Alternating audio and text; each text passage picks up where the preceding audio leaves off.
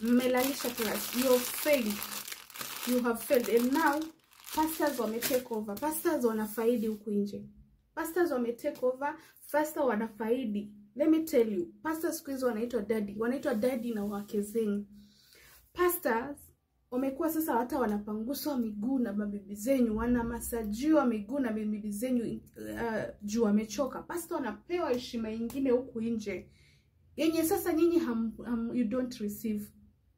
Mapasta wana receive. Oh, I'm not against pastors, by the way. They are doing a great job.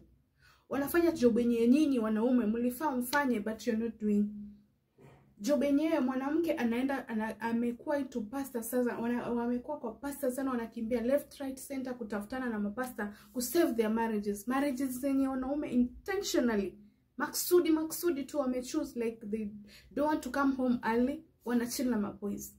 They are chilling with boys paka saa 7 saa 8 ya usiku. And mwanamke yako hapo hivi ana believe maybe there must be mpango kando huko nje. Kuna mwanamke mwenye anaika mwanaume wangu mpaka masaa. Nao wanawake wamekuwa wanakimbilia mapasta. Man of God, my marriage, pastor, ndoa yangu, pastor, you know. Yani wamekuwa itu pastors sana.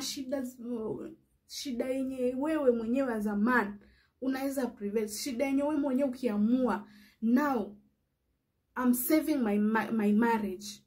No boys, nothing, unless it's necessary. Like, I'm paying mabibi zenyu time.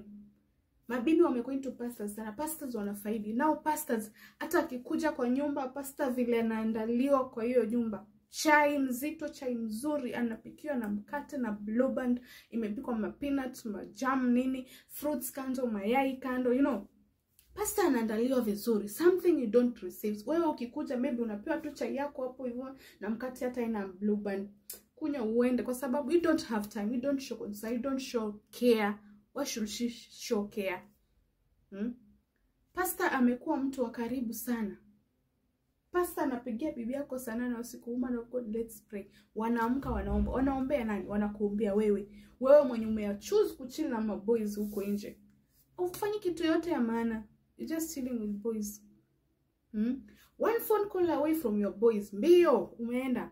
Ndio hiyo umeenda Naivasha, umeenda Nakuru, sijui umeenda wapi.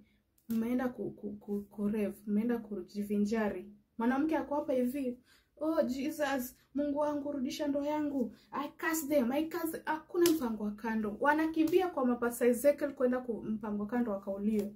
Warembo wamejaa huku nje. Mpango wa kando tutaua wangapi?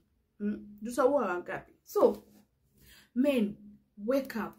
Wear your crown. Take your position. Acheni kufanya wanawake wanakuwa desperate. They run into pastors sana kwa sababu pastor ako hapo. Pastor, they give them their shoulder to lean on. Pastors wanawapea their listening ears.